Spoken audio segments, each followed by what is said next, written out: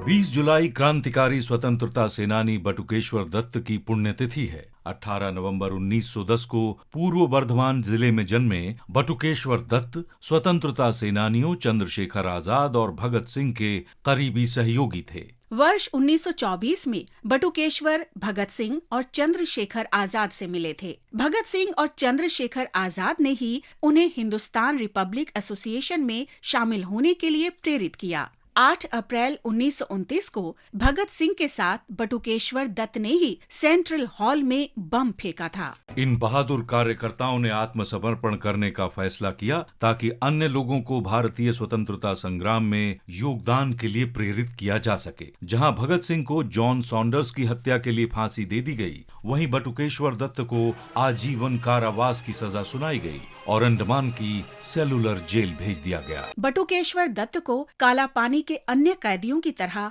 क्रूर अत्याचारों का सामना करना पड़ा। उन्होंने कैदियों के साथ दुर्व्यवहार, भेदभावपूर्ण और जेल की अमानवीय स्थिति के खिलाफ भूख हड़ताल शुरू की। जेल से छूटने के तुरंत बाद उन्हें तपेदिक हो गया, जिसका उनके स्वास्थ्य पर प्रतिकूल प्रभाव हुआ, लेकिन ये उनकी स्वतंत्रता के लिए लड़ने की भावना को रोक नहीं सका। उन्होंने 1942 में गांधी जी के नेतृत्व में भारत छोड़ो आंदोलन में सक्रिय रूप से भाग लिया। बटुकेश्वर दत्त का लंबी बीमारी के बाद 1965 में 19-20 जुलाई की मध्यरात्रि को दिल्ली के एम्स अस्पताल में निधन हो गया। उनका अंतिम संस्कार पंजाब के फिरोजपुर के पास हुसैनीवाला में वहीं किया गया, जहां उनके साथी भगत सिंह, शिवराम राजगुरु और सुखदेव थापर का हुआ था।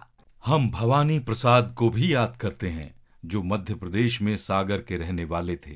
वो 1857 के प्रथम स्वतंत्रता संग्राम के दौरान सागर क्षेत्र में ब्रिटिश विरोधी विद्रोही क्रांतिकारी आंदोलन में शामिल हो गए।